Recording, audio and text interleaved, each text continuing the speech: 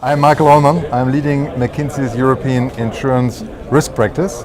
I'm here in Amsterdam at the European Risk Minds Conference of 2013, and I'm very glad to welcome next to myself Simon. Simon Ashby is a professor from Plymouth Business School, and his topic on the conference has been risk culture. That is correct, yes. I've been here to talk about risk culture. I've been fortunate to be the first person to speak about risk culture at the conference, and I'll be the last as well at the post-conference session.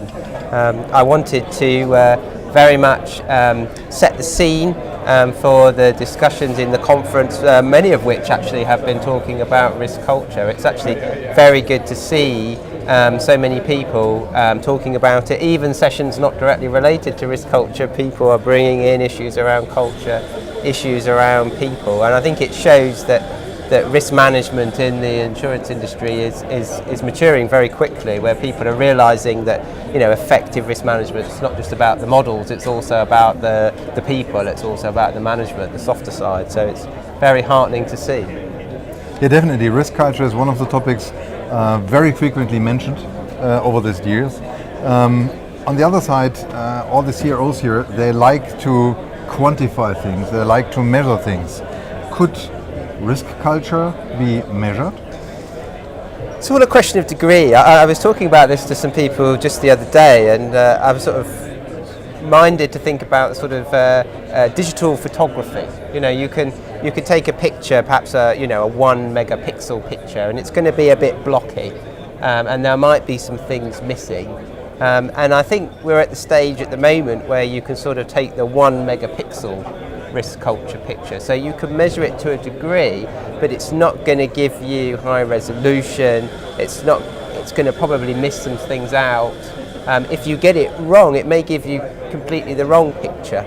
So it needs to be done with caution. But yes, it certainly can be measured to a degree, but never think that you can perhaps perfectly measure your risk culture, at least not yet to a high degree of resolution.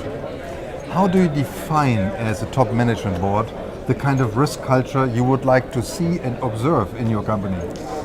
That's always a tricky one. I think it depends a lot on the organisation. I mean, there are different types of organisation out there. Even within, say, life insurance, there are some life insurance companies that are much more entrepreneurial, much more risk-taking, others that are much less. So I would say there's no one right culture. It depends on what works for the organisation. But that said, there are, I think, some commonalities. I mean, certainly I think you want, you don't necessarily want too many subcultures. You don't want too many people doing things differently. You want a fairly consistent culture. You probably also want, for example, an alignment between your risk appetite and your risk culture as well, because if those things are not aligned, then you've got potential problems. I guess you're aware of some best practice companies, as well as some other companies who are not performing as well in this field. So what are the main differences between a company managing well risk culture and other companies? Yeah, well, yes. I mean, obviously I'm not going to name names, but certainly I have seen some good practice. I think one of the best things I've seen, and it was a company that we had some very good conversations with about how they were managing risk culture, and that was we talked with the chief risk officer, and he was a very confident man, a very experienced man. He understood the numbers, but he also understood the kind of the subjective side. So he was able to apply his own judgment and trust his judgment. So I think you want a board, you want a chief risk officer that understands the numbers, but also doesn't necessarily believe them completely. They're prepared to use their own judgment. They're prepared to use their own kind of experience when managing something like culture. I think also, and we've been talking about this a bit already in the conference, I think it's an organisation that doesn't try and change its culture overnight. Culture change is often a slow and steady process. So, I think organisations that recognise that they're never going to change the way they are quickly, I think that's also an important part, and so they kind of build up and build on change over a period of time. Build on your research work, do you have the impression that the banks are ahead of insurance companies in actively managing, influencing risk culture? It's a very good question. There's definitely differences in the culture between banks and insurance companies. Banks like models. Banks like doing things perhaps more mechanistically, more numerically. So they build models, they have project programs, and it all looks very flash, it all looks very sophisticated.